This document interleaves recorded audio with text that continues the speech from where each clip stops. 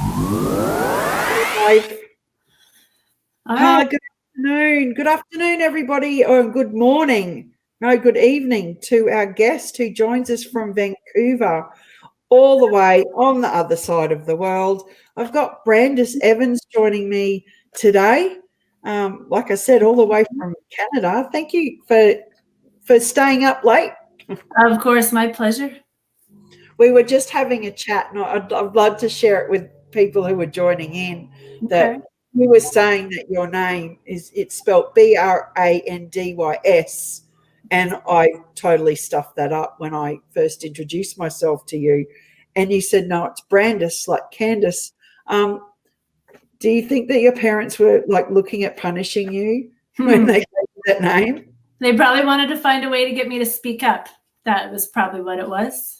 So you were saying that you have to like spell or explain your name every day. All the time.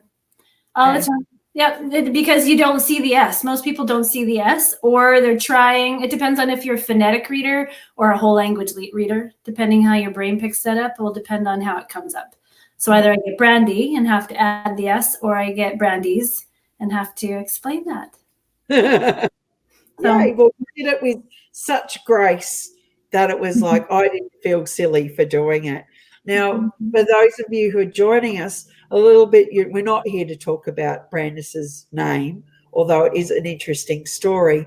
But Brandis has a private practice and she works with children and adults, and she helps them get a better understanding of themselves through the workings of their nervous system and their emotions. Is that right? Did I get that right? Yeah, that's correct. Yes. What does that mean?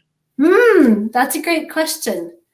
Well, here's what I found. Having been on the other side of the counseling chair, the therapeutic chair, I realized that and working with lots of people, that a lot of talking can feel good, especially when you have a good listener, a friend, a family member that listens really well. But the talking is not actually what helps you to heal and shift your life. So I have a reputation of having people sent to me. I have a number of doctors that will send people to me because they say, I've done everything. I've tried this. I just don't know what to do anymore. But what they've done is they've done a whole lot of talking, or a whole lot of let's control our thoughts to help control our behavior, or let's use our thoughts to help control our emotions. But they're forgetting the most important part. And that is that the emotion brain is in charge of emotion. And when it comes to the need for your body to be emotional, it's usually a protection system. And that protection system is far more powerful than your thinking system. When your protection system comes on, it shuts off your thinking system. So if you're trying to heal and grow or help yourself or cope, and you're doing it by using thinking methods, well, they're not accessible when you are emotional. And I had one father who he put it very well. He owns a very large, prominent accounting firm. And he came in and he said, I've got everything. I've got the houses, I've got the vacation houses, I've got the boat, the house, the car. What I don't have is a relationship with my boys, who at this point were now adults. He says they both have low self-esteem, and I really think that it's because of me. I need help. He says, I've done so many anger management classes, and they're fantastic. They have all these great tools and techniques. It just would be great if they worked when you're angry. And that's a good way to sum up how, if you are always anxious, or, you've been through depression, or you've been through trauma, or you deal with panic and stuff, it's all because you have accumulation of experiences trapped and stored in the nervous system, because they've sat there as imprints to protect you in the future. The problem is our evolution hasn't figured out how to keep the stuff we need to be afraid of. Like, we need to be afraid that when we go out in public, if we go too close to people, we could spread this disease. But we don't need to be afraid of the big grade 7 kid that pushed us off the swing when we were 5. But sometimes the imprinting is so powerful that and over time of a number of things that it stores in the nervous system. So if you want to shift your world to a point where those things don't affect you anymore, you have to go in and heal it through the nervous system. Otherwise, it's still there. It's just going to stay there. Is this why some people attract the same person into their life all the time, or are constantly on this roller coaster of one disaster after the other, because they're kind of holding this stuff in storage, and it's a little bit like a magnet and it's being attracted? Is that what you're saying? I see what you're saying. What you're saying is if you've got this stuff stored there, is that drawing the same kind of narratives over and over? And I would say it's less about drawing it to you and more about the way you perceive yourself in the world. And when you have hurts and pains stored in your nervous system, you have a hypervigilant awareness going now. And what it's doing is it's looking for evidence to prove that you have every reason to still be feeling this inside. So for example, great example. Here's a story. So you have two scenarios. You have a woman at home making dinner for her husband. He calls from work and he says, "I'm sorry, honey, but I'm going to be late another 2 hours. I'll be late. I won't be home for another 2 hours." Hangs up the phone. She starts to go into a panic fit, starting to get really upset. He finally walks in the door 2.5 hours later, and she's giving him the cold shoulder, and she's like, "Your food's in the fridge if you want it." And, she's just really angry. And inside her mind is the fear that he's cheating on her. Same scenario. Man calls, "I'm going to be late again. I'm going to be 2 hours. I'll be home as fast as I can." She keeps cooking dinner, sets the table nicely, keeps herself busy until he's going to come home. When he comes home, she greets him with a hug. She tells him how thankful she is that he worked so hard, and let's just make the best of it and have a lovely dinner. Now, the difference in those two scenarios is in the first one, in her past, she'd been married before and she'd been cheated on. In the second one, her father worked 3 jobs to put her through university so she could now have a job that she wanted. So the difference in the response wasn't what was happening in that moment. It's the same thing. It was, "I'm going to be late 2 hours. I'll see you. I'll get home as soon as I can." That's the same story. But what's different in each scenario is the background of the woman, what happened to her in the past. And so because of what happened to her in the past, it's going to affect how she sees the present, especially when there's something that's a trigger. "I'm going to be late." If it's a trigger or it's something, a reminder from the past, your emotion brain will say, "Last time we experienced something like this, it was so painful that we need to protect you now." So then it starts to create a way you see things. So that can often lead us to get in the same kind of patterns of relationships or the people that we attract around us, because that's all we're used to seeing. And it's almost like we're looking for evidence. It's like, to me, it seems that when we're responding that way, that we're almost booby trapping ourselves into making things worse. While your emotions are going, "I'm going to protect you," yes, we actually have made things far, far more disastrous. Yes. And do you know why that is? I'd love to know. Tell me. A little bit of a neuroscience geek. Why that is because what happened is we evolved. We're now like top of the food chain. We're really good at making skyscrapers and flying planes and other big tech stuff. But along with that, what happened is our big thinking brain, it came along and it says, "I don't like how that feels." Because inside of us as mammals, we have a natural way to work out the stress response when we have negative things happen to us. If you look at a zebra at a watering hole, if he gets chased by a lion, but he gets away from the lion, the zebra will go somewhere and he will convulse and he will breathe and shake and then eventually take this big breath and relax. And then he goes back to the same watering hole.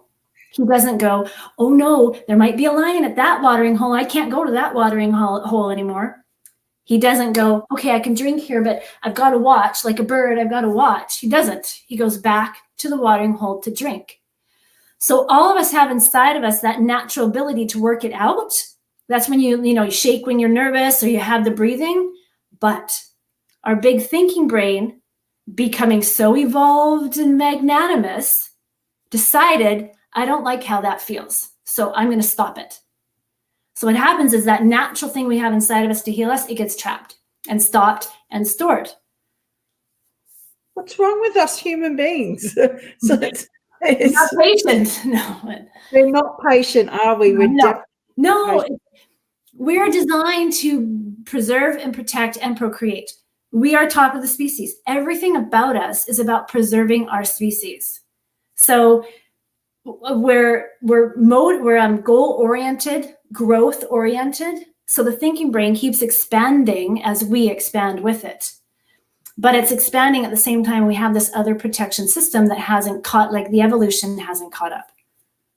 I could go on and on, but I'll stop there. And you said something there, you're a neuroscience geek, and I was going to ask you about neuroscience because it's now something that's quite common in our in conversation, and comes up in articles that you see and podcasts that you listen to. Mm-hmm. Is it something new that's now something people can specialize in, or has it always been there and we've just not been paying attention? It's been there and it's been there. We just don't pay attention. It's not saying the stuff we want to hear. Yeah. Right. And it's been limited. So neuroscience, right? Every science can only go as far as you can go deeper. And so what has benefited neuroscience is mostly the fMRI, the functional magnetic resonance imaging. They're able to go and see what the brain is doing in time. So one person that I love to follow is Ellen Shore. He's a developmental psychologist, among other things. And he has done a lot of research on the first 1,000 days, which is the last few months of gestation until 2 years of age.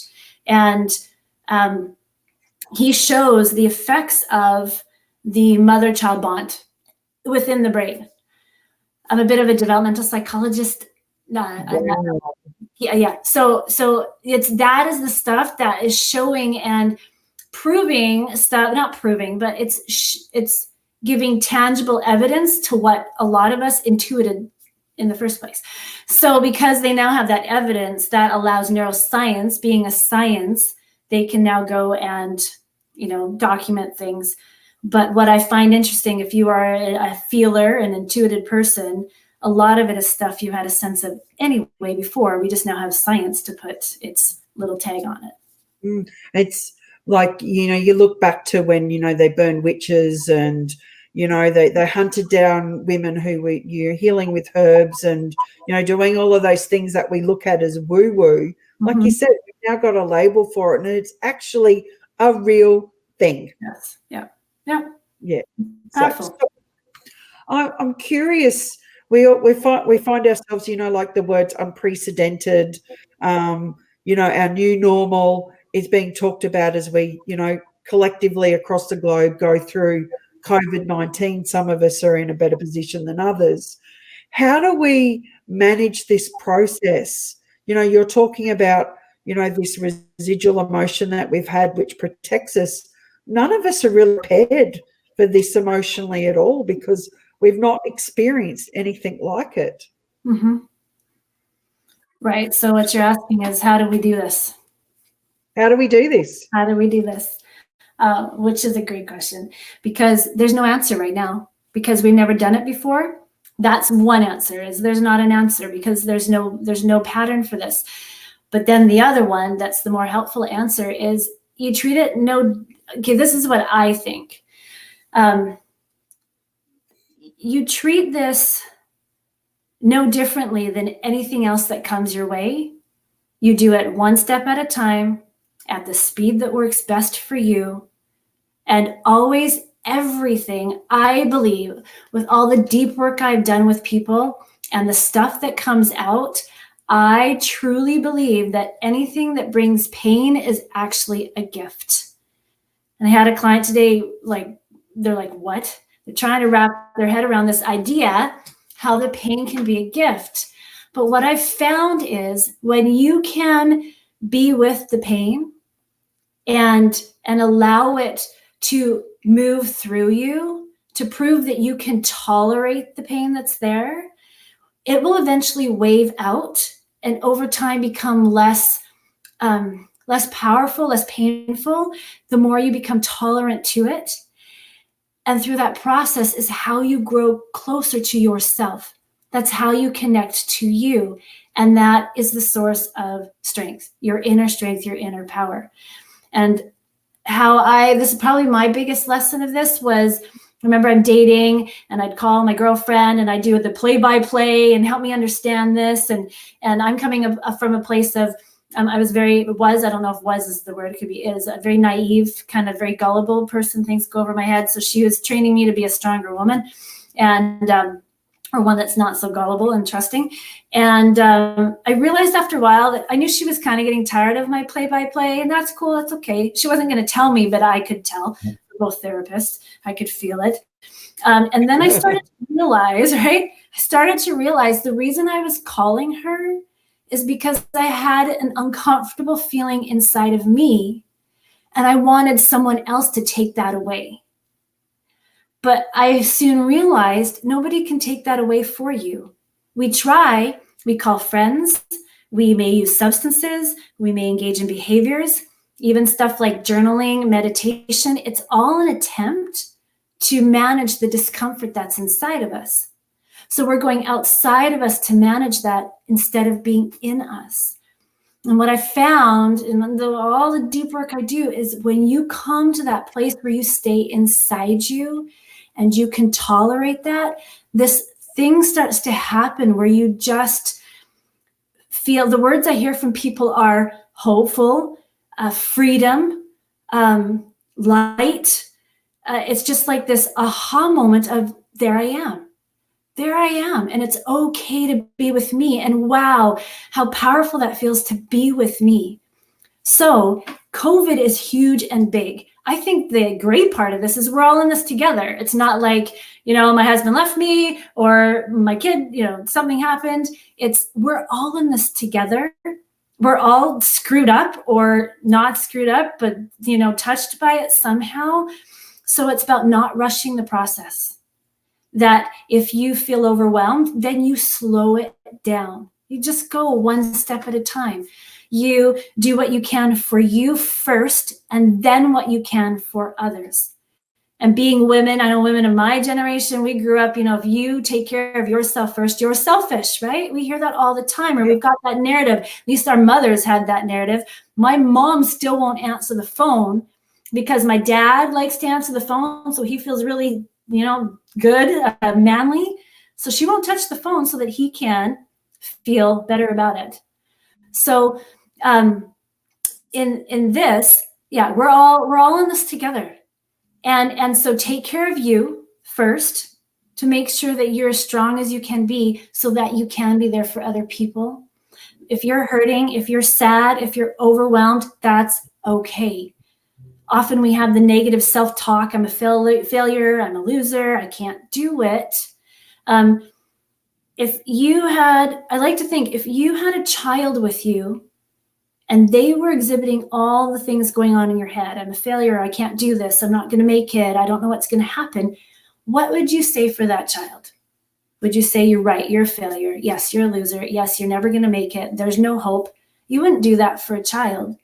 You need to be the adult for your child. You need to be there for you and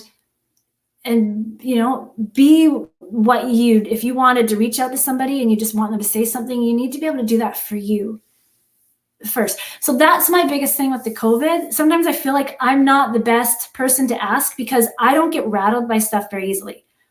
I really if there's something that if I feel nervous or afraid or worried, I need to be able to do something with that energy. If I can't do anything, then I don't even bother. I put in a file in my computer, all this scared energy, and I will open that up when I actually can do something with what's coming up inside me. So So that's kind of how I take it with the COVID. We're here together, and it's going to work its way out. I think of the homeless guys that are hand paddling, and they're still alive, and they're like 70. So we're gonna, That's cool. Mike has just said self-awareness comes with struggle, then comes a positive return of our actions. And I guess what you're saying, how I'm interpreting that, is that it's okay to feel overwhelmed. It's okay, whatever you're feeling right now. So you might be looking at this and going, man, this is the best opportunity that's ever come my way. Or it could be, this is just the worst thing that has ever happened to me and I don't know how I'm going to cope. And being able to almost filter out that. I was talking to a friend the other day and she said this is mass motivation going on at the moment where we're being caught on this roller coaster of you've got to do something, you've got to get this right, you've got to get out there, you've got to pivot. And there are people there going, but I'm not ready.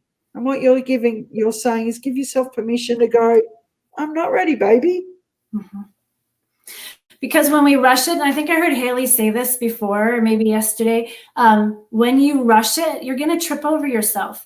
And when you rush it and you feel all that, like when you feel the energy or when anything makes you feel uncomfortable, like the bad uncomfortable, not the one that drives you forward, but the one that you just like, I feel like it's all going to tumble, you're not in the right place. And you just slow it down. And if all you can do is get out of bed in the morning, then that's all you do. If you don't feel like getting out of bed in the morning, then you lay in bed. But here's the difference, because I had a doctor who got mad at me for this one.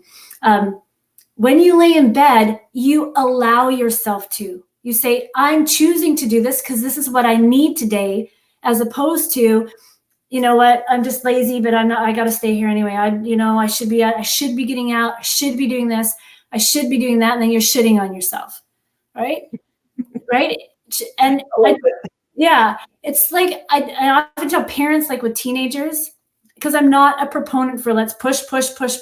I'm a proponent for let's go with the flow of the organism, because we are naturally goal-oriented and motivated.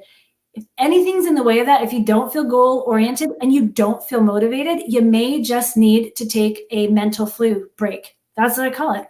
When you have the flu, you don't go off to work and keep working. You lay down and you recuperate until you're ready to go again. So, and maybe that's what COVID will also teach us, is that we're being reinforced that we need to wash our hands more often. We need to be aware of, our personal hygiene, but maybe it'll also make us more aware of where we sit emotionally and how we're using that to drive through to the next experience. Mm-hmm. Who knows what? This is the biggest thing I feel about this is we have no idea what's coming next. There's going to be a challenge. Can you imagine the number of books that are going to come out about this, analysing it and picking it apart? And, I wonder who's going to write the COVID handbook for the next pandemic. That and how many babies are going to be coming named COVID. Yeah. Oh, my God. And I was just about to go, there'll be no babies coming from this woman. Well, I did hear, it was probably a month ago, though, about how as soon as they broke the isolation in somewhere in China, that the next day there were 120 applications for divorce. So well, it does force you to live in obviously close proximity, because we're used to just having those touches, even with our family, like husband goes off to work, wife goes off to work, kids go off to school. And now we're like, going, oh my God, there's someone around me the whole time. I did have one person say to me, listen, all I know to say in this moment is my wife is driving me crazy.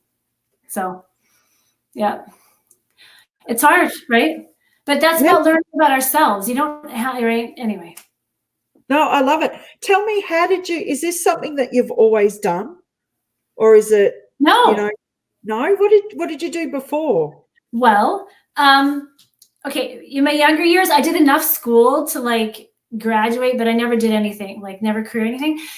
I was a stay-at-home mom, And about 10 years ago, I found myself an only parent raising 2 kids by myself. I was working as a lifeguard, and I put myself through 6 years of school while working as a lifeguard, raising my 2 kids all by myself. And then when I was finishing up my practicum for my master's, I had about 20 people who said that they wanted to follow me. And I'm like, okay, let's try this out. I said, you have to pay me. And they're like, yeah. I'm like, okay. So I had a friend that was a doctor who said, well, I've got a little closet in my practice if you want to use that. So I went in a little testing room and set up 2 chairs. And then that was 3 years ago. And my practice has doubled every year. I have a bunch of doctors, pediatricians that send me their clients. And I mean, I was at a suicide risk and prevention center for 5 years as a volunteer counselor. I didn't know what a counselor was at that time. My kids went through their own stuff. We all went through our own trauma and stuff. And I mean, I've always been the person that people come to. I've had friends who said you should have been doing this 25 years ago, but I didn't know what this was. And then I'm just in the process of trying to take it online so I can reach more people. I've got super fun YouTube videos coming out. I started some, but they're kind of dorky. They're like plug and play. But I'm doing some fun stuff where I'm bringing therapy to the people in a very fun way. So that'll be a couple more weeks, though. Very excited about that. But no, I have my story of up until I'd say even a year ago, I honestly had a part of my narrative was I have nothing to say. I like everybody knows way more than I do. I put everyone on a pedestal, and I was very much hidden. And so this has been my journey of no, I have a voice. I have something to share. I have a book that I wrote last year. It's a parenting one. I do work really well with kids. My kids call me the child whisperer, but it's because my first language is our nonverbal language down underneath in the emotional space. So there's a child in all of us. I love the healing. I love seeing people go through that process of connecting to themselves and going, wow, I never knew I could feel like this. So. Wow. I was just thinking as you're talking, I can see the warmth in your face. And it's like, I really feel like I need a problem so I can come and see it. Hopefully not, but thank you. Hopefully you won't get a problem, but thank you. Yeah. But isn't it interesting how our life, how do you go from lifeguard to, therapist? It's so, I guess you're still saving people. Right. I mean, I was always like this. I remember when my kids were younger, people would make comments about my parenting and being positive. But it's, and my daughter used to get really jealous because anytime we were at a playground, kids would just come to me because of the way that I interact, because I really genuinely care about people. And often I'm told how I'm just really naive, but that naivety is what keeps me young and, connected. But that's my thing. I just really care, and I see past all the garbage. I believe everybody has a good heart, and it's just stuff that's happened along the way. My latest epiphany is we all grew up with some little garbage. You can have the best parents in the world, the best childhood in the world, and we all have something. And using developmental psychology, it's the way that the child makes sense of the world at the place they're at from what's around them. All of us are people growing up as kids. So now that you're an adult, okay, so you know how I say parents don't have a manual? Yeah. Okay. I know. Didn't get one. Right. So if we are top of the food chain, if we are we are one of the best species at adaptation. So if we've got that down pat, how come through all that evolution, there's not a manual downloaded in parents? And the answer I've come up with is, it's not part of the plan. You're not supposed to, because we all grow up with stuff that is meant to be there, because when we go through that is that gift to connect to you. And when you connect to you, it's powerful. Wow. Oh, I can't wait to see your videos. I think they're going to be My daughter's an actor. My daughter's an actor, so and my kids are both improvisers. So the Canadian National Improv Champions. So we're going to have a little bit of fun. Oh, that'll be awesome. When do they go up? We're just waiting for some props that are taking too long because the mail is slow right now. So I would say by 2 weeks is the hopeful, and it would be best in a week and a half, but at least 2 weeks, 3 weeks at the max.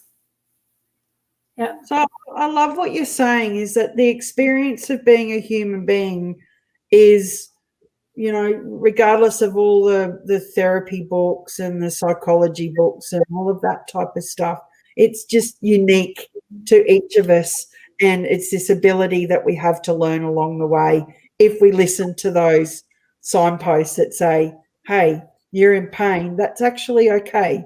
You're allowed to feel that way.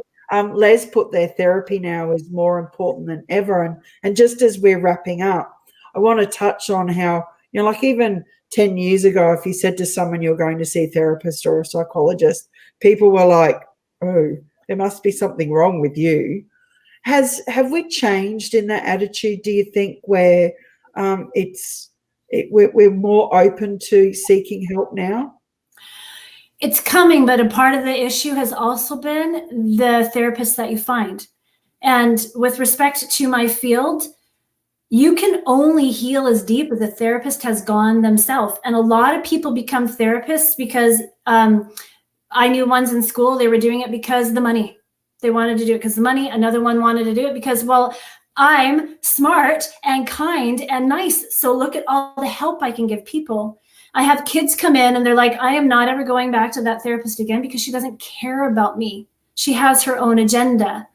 My daughter was telling me the other day, I remember sitting with my therapist mom when I was a teen, and I'm trying to share about me and my singing. And she's like, okay, well, that's enough now. That's not therapy. So you need to be so the problem with therapy too is not just that we weren't as accepting, it's people have gone to get help who have not gotten help. My brother's got a therapist right now that asks him why all the time. The question why by nature solicits defensiveness.